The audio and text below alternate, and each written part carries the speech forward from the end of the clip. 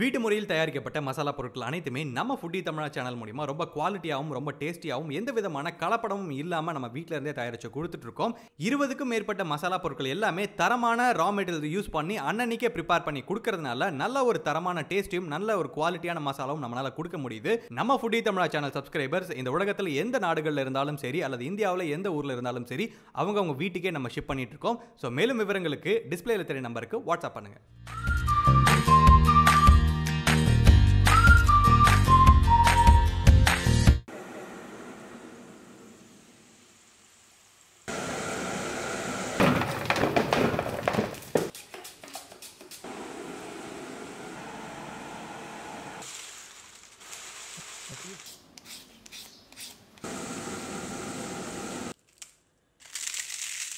பாரம்பரிய உணவு பிரியர்கள் அனைவருக்கும் வணக்கம். நீங்கள் பார்த்துட்டு இருக்கிறது ஃபுட்டி தமிழா சேனல். நான் உங்கள் உமா முருகேசன். இன்றைக்கி நம்ம இந்த வீடியோவில் என்ன செய்ய போகிறோன்னு பார்த்தீங்கன்னா, நம்ம என்ன செய்ய போகிறோன்னு காமிக்கிறதுக்காக தான் ஒரு மூட்டையை வச்சுருக்கேன். இந்த மூட்டைக்குள்ள என்ன இருக்குதுன்னு பார்த்தீங்கன்னா உருளைக்கிழங்கு இருக்குது. நம்ம எல்லோருக்குமே ரொம்ப ரொம்ப பிடித்தமானது சிப்ஸ்ன்னு பார்த்தீங்கன்னா ஸ்நாக்ஸ் ஐட்டத்தில் உருளைக்கிழங்கு சிப்ஸ் ரொம்ப பிடிக்கும். அந்த உருளைக்கிழங்கு சிப்ஸ் வந்து நம்ம ரொம்ப ரொம்ப சூப்பராகவும் டேஸ்டியாகவும் ரொம்ப ரொம்ப கிறிஸ்பியாக நம்ம வீட்லேயே எப்படி செய்யறது அப்படிங்கிறத ஃபுல் அண்ட் ஃபுல்லாக இந்த வீடியோவில் சொல்லியிருக்கேன். வீடியோவை கடைசி வரைக்கும் பாருங்கள். ஃபுட்டி தமிழா சேனலுக்கு சப்ஸ்கிரைப் பண்ணலைன்னா சப்ஸ்கிரைப் பண்ணிக்கோங்க. வாங்க வீடியோக்குள்ளே போகலாம். இப்போ நம்ம ஒரு மூட்டை உருளைக்கிழங்கு எடுத்துருக்கோம். இந்த மூட்டையை பிரித்து உருளைக்கிழங்குலாம் எடுத்துக்கலாம்.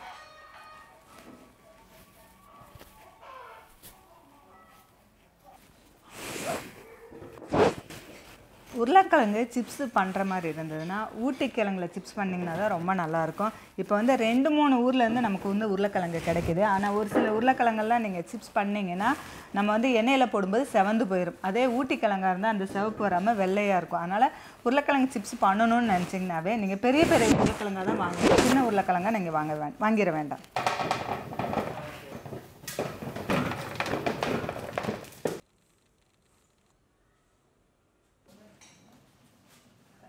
இப்போ நம்ம ஒரு மூட்டை உருளைக்கிழங்கு வாங்கியிருக்கோம். நம்ம அத்தனையிலையும் நம்ம சிப்ஸ் போடலாம். ஏன்னா தனியாக தானே செய்ய போகிறேன். அதனால் 20 கிலோ உருளைக்கிழங்குல நம்ம சிப்ஸ் போட போகிறோம். இதை வந்து நல்லா கழுவி எடுத்துக்கலாம்.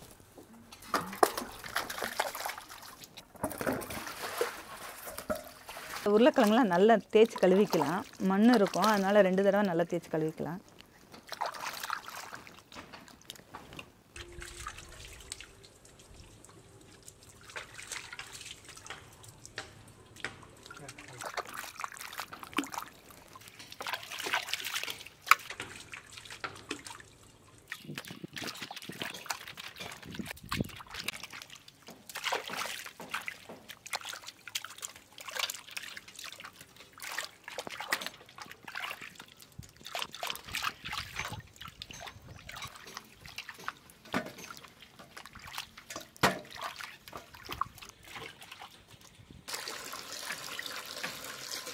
இப்போ நம்ம கழுவி வச்ச உருளைக்கிழங்கெல்லாம் இந்த மாதிரி பீலர் வச்சுட்டு நம்ம தோல் சீவிட்டு தண்ணிக்குள்ளே போட்டுக்கலாம்.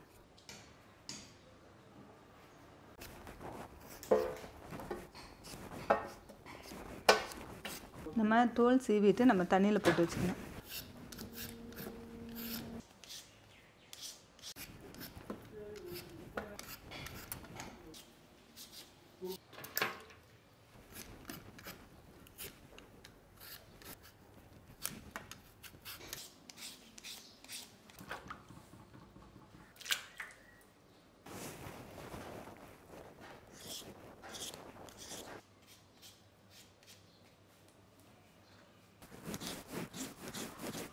இப்போ நம்ம எல்லா உருளைக்கிழங்குமே தோல் சீவியாச்சு. தோல் சீவின உருளைக்கிழங்குலாம் தண்ணியில் தான் நம்ம போட்டு வைக்கணும். இப்போ தண்ணியில் போட்டிருக்கிறோம். தண்ணியிலேருந்து வெளியே எடுத்து வைக்கக்கூடாது, கலர் கருத்து போயிடும்.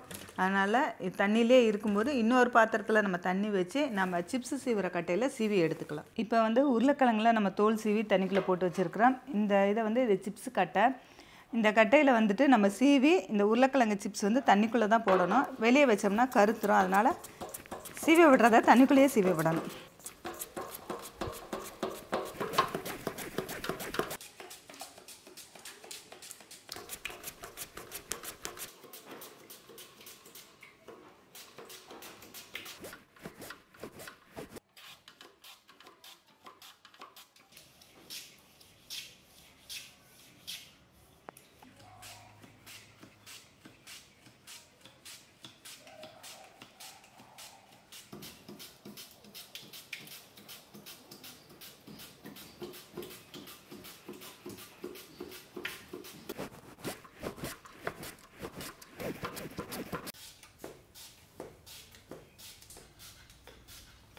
இப்போ நம்ம எல்லா உருளைக்கிழங்குமே சீவி போட்டாச்சு.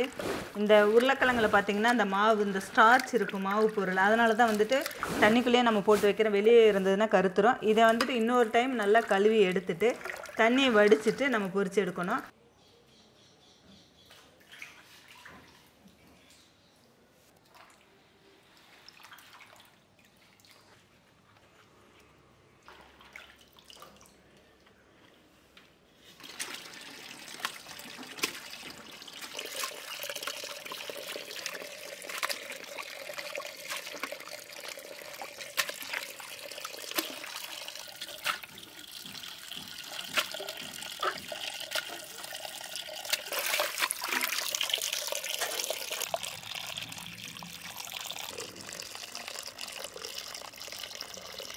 இப்போ இதுலேருந்து தண்ணி வடிகிறதுக்காக நம்ம உருளைக்கிழங்குனா நல்லா கழுவிட்டு இந்த ஓட்டை பாத்திரத்தில் வந்து போட்டுக்கலாம்.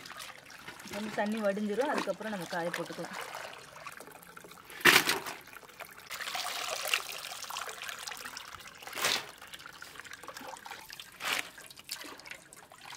இப்போ உருளைக்கிழங்குலாம் தண்ணி வடிஞ்சதும் இந்த மாதிரி ஒரு காட்டன் கிளாத்தில் இப்படியே போட்டோம்னா அது ஈரம் கொஞ்சம் இஞ்சிரும். அதுக்கப்புறமா எண்ணெயில் போட்டுக்கலாம். ஈரத்தோடு அள்ளி எண்ணெயில் போட்டோம்னா படப்படப்பாக வெடிக்கும். அதனால் கொஞ்சம் உணர்றதுக்காக நம்ம இந்த காட்டன் துணியில் போட்டுக்கலாம்.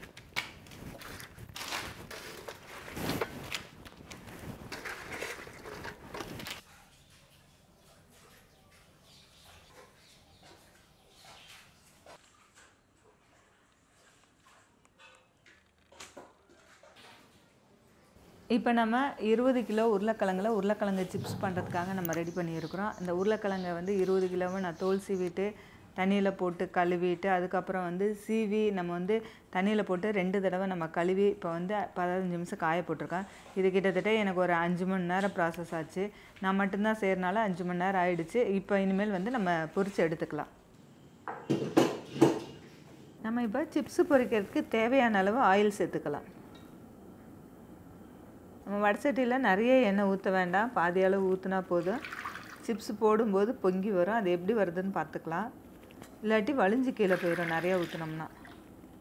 இப்போ நம்ம நேந்திரம் சிப்ஸ் ஆகட்டும் அல்லது மரவள்ளி சிப்ஸ் கூட நம்ம வந்து எண்ணெயில் அப்படியே வந்து நம்ம சீவி விட்டுறலாம். ஆனால் உருளைக்கிழங்கு சிப்ஸ் மட்டும் நம்ம தண்ணியில் 2 முறை நல்லா கழுவணும். நம்ம வந்து கழுவாமல் நம்ம போட்டோம்னா சிப்ஸ் அந்த உருளைக்கிழங்கு வந்து கருத்துரும். இப்போ பார்த்தீங்கன்னா இது வந்து வெள்ளையாக இருக்குது. இதுவே நான் வந்துட்டு கொஞ்சம் கழுவாமல் வச்சுட்டேன் நான். அதனால் பார்த்திங்கன்னா இந்த மாதிரி கலர் மாறிடும், சிப்ஸு கலரே மாறிடும். அப்போ எப்பயுமே உருளைக்கிழங்கு வந்து தோலுக்கு நல்லா கழுவிட்டு தோல் சீவி தண்ணிக்குள்ளே தான் இருக்கணும். அதுக்கப்புறம் எடுத்து 2 தடவை நல்லா கழுவிட்டு அந்த ஸ்டார்ச் அதில் இருக்கிற மாவு போனதுக்கப்புறம் இந்த மாதிரி துணியில் போட்டு கொஞ்சம் லேசாக ஈரப்பதம் போனால் போதும், ரொம்பவும் வந்து காயாது. இப்போ எண்ணெய் நல்லா சூடாகிடுச்சு. நம்ம சூடானதுக்கப்புறம் இந்த சிப்ஸை போட்டு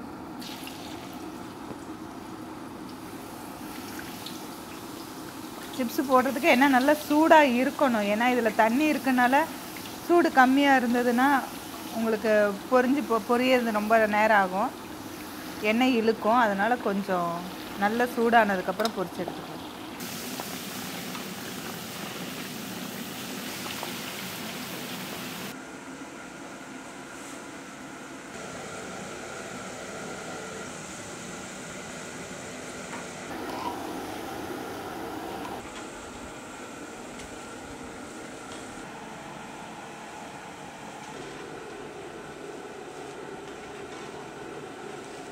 சிப்ஸ் வந்து இப்போ பாருங்கள் அந்த சவுண்டெல்லாம் அடங்கிடுச்சு. இப்போ நல்லா சிப்ஸ் பொரிஞ்சிருச்சு, எடுத்துக்கலாம்.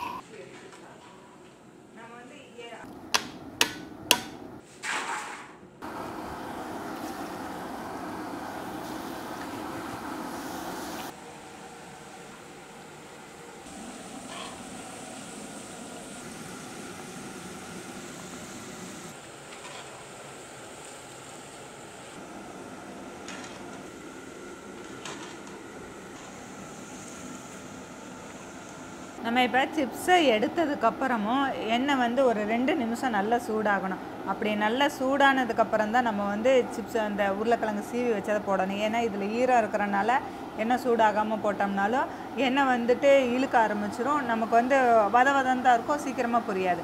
அதனால் நல்லா எண்ணெய் 2 நிமிஷம் சூடானதுக்கப்புறம் நம்ம எடுத்து போடணும்.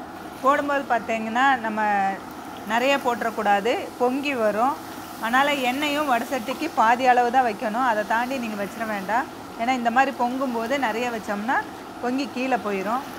அதனால் இது எந்த அளவுக்கு பொங்குதுன்னு பார்த்துட்டு அந்த அளவுக்கு மட்டும் சிப்ஸ் போட்டுக்கலாம். இப்போ வந்து இந்த அளவுக்கு நமக்கு பொங்கி வருது, நம்ம கொஞ்சம் அசால்ட்டாக இருந்தோம்னா பொங்கி கீழே போயிடும். அதனால் கரெக்டான அளவுக்கு போடணும். ரொம்ப நிறையாவும் போட்டுட்டோம்னாலும் அந்த ஈரம்லாம் வந்துட்டு எண்ணெய் சூடை வந்து கம்மி பண்ணிடும். அதனால் கரெக்டான அளவில் போட்டோம்னா சிப்ஸ் ரொம்ப சூப்பராக வரும்.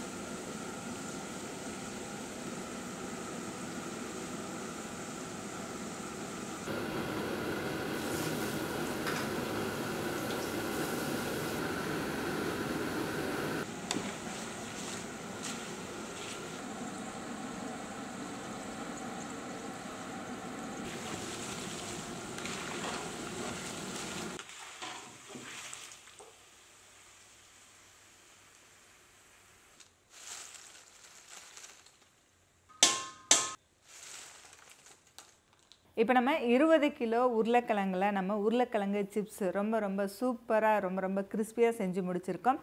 இந்த உருளைக்கிழங்கு சிப்ஸ் செய்கிறதுக்கு நான் மட்டுமே செஞ்சதுனால எனக்கு வந்து கிட்டத்தட்ட ஒரு 10 மணி நேரம் ஆகிருக்குது.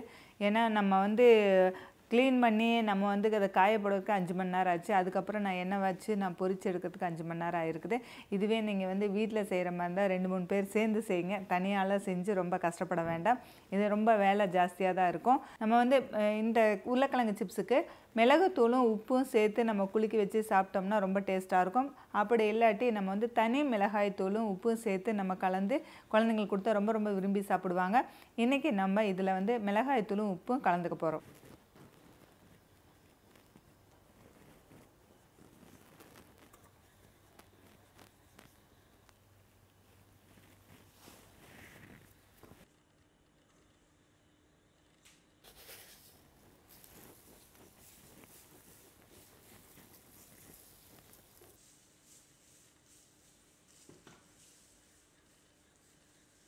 ம்